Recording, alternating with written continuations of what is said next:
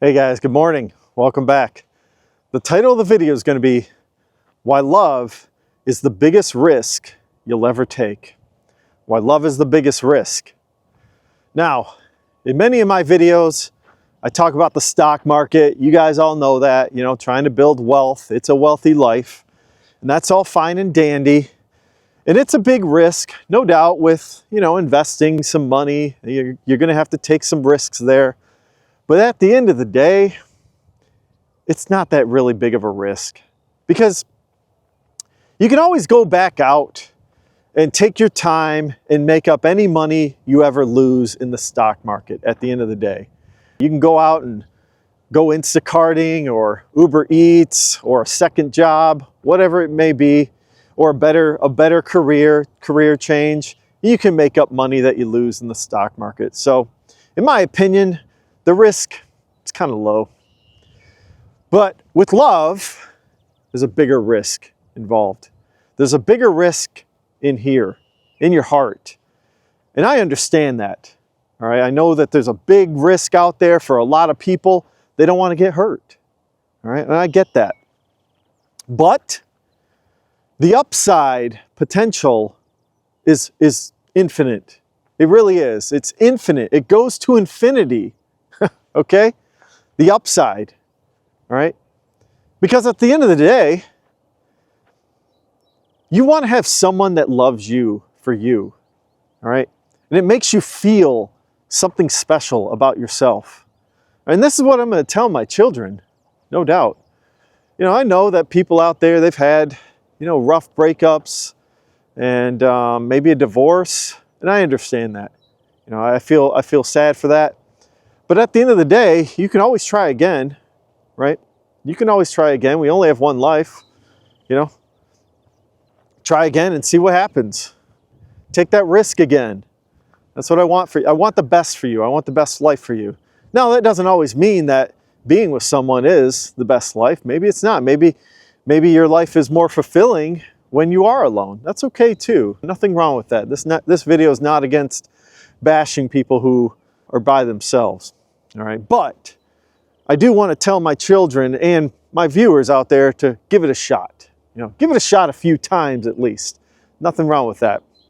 But I will say that before you try to find love and give love, you need to love yourself first. You really do. You need to love yourself. I was listening to a YouTuber the other day, a woman who had been divorced twice, and she's living in her camper by herself. And it was a very emotional, good video, and I took a lot from it. And she had had some turmoil, and she didn't love herself through both of her marriages. And and she realized this, and that's why she was living by herself, and she's starting to love herself. And she wasn't giving up either. She was not giving up. She said that she thinks eventually she was going to love someone again. And I thought that was so cool, that she understood that that's what it takes, is she's got to love herself first. Maybe she had some trauma. I think she mentioned that. And that's what she's going through that, right? And so, yes, you do have to love yourself first before you can give yourself to someone else. And fortunately for me, when I was around 20 years old, I did love myself. Not from a conceited perspective, but I appreciated who I was. I enjoyed who I was, and I was ready. I was ready at 20 years old, but I was scared. I was scared that this was the rest of my life, and I was young. I knew I was young. I didn't know what I was doing, but I took the risk, and it paid off. It paid off dividends. And, another big risk that you might take if you do find the person is having children. Having children is an even bigger risk at the end of the day. Having children, you're gonna be contemplating, how are you gonna raise those children? How are you gonna afford the children, etc., etc. But it's well worth it. It's so worth having children. That love, it's just like, you can't even describe it at the end of the day, how your children will love you. As long as you love them, obviously. You know, you got to be a good parent and tell them that you love them. That'll help. And yeah, I firmly believe that children are the greatest thing on this planet. And I hope that you guys are able to make that leap. You know, make the leap where you can find that special someone and make the leap to where you can both position yourself to do so and have children. Have as many as you want. I know it's hard these days to figure that all out with rising inflation and all that, but I think you can do it. Honestly, I really do. Now, I'm starting to see some issues in our society. I don't want to get into make this video doom and gloom. I want it to be positive, but I want to give you some cautions out there as to what I'm seeing.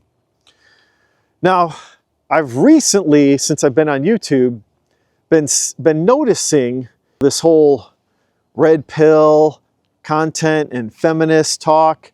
And man, these videos have hundreds of thousands of subscribers and viewers.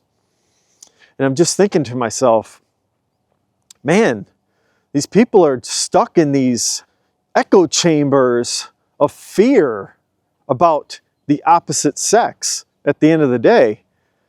And man, be careful about that type of content. Honestly, be careful about it, because when I take a look back at my own perspective when I was 20 years old, when I met my wife, if I would have had access to this type of content, whether it be red pill or whatever, some other type of content for men, if I would have had access to this, I may not have actually even met my wife or pursued my wife or struck the proposal to my wife, to be honest. That's the thing about this type of content, is that it puts people in these echo chambers and all these prejudgments about the opposite sex, rather than focusing on the individual. The individual is what it's all about. If you continue to focus on these broad-based assumptions about the opposite sex, you'll always have these fears and assumptions about them.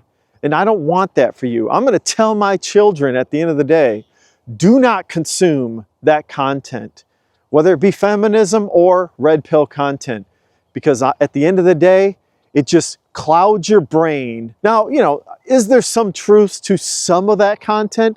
Maybe a little bit. Maybe there's some concepts in those echo chambers that make some sense.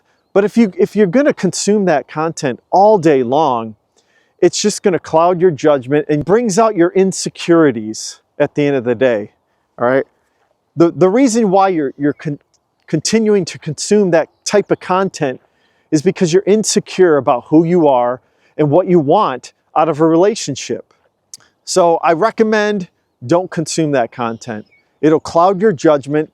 It'll make you assume all these negative things about the opposite sex, and you'll never find love.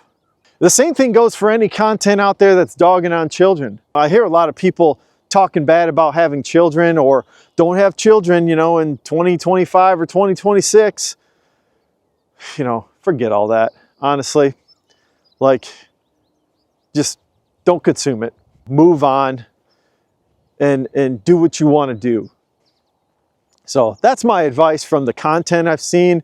I talk a lot about consuming content because it really does mess with your brain and your head.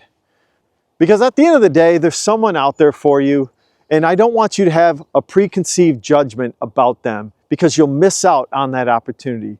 All right, you'll miss out, and that's not what I want for you or my children. So at the end of the day, take the risk, try to find love. I think it'll be worth it. So let me know in the comments below. I know this is a sensitive subject. I know that people have had breakups and divorces, and you know, they took the risk and it hurt. I understand that. But let me know in the comments below what you guys think about this concept. Should I talk more about it? Is this something that we should strive for, trying to find love and trying to have children and all that jazz? Let me know. Anyways, you guys have a great day, and take a look at my previous video.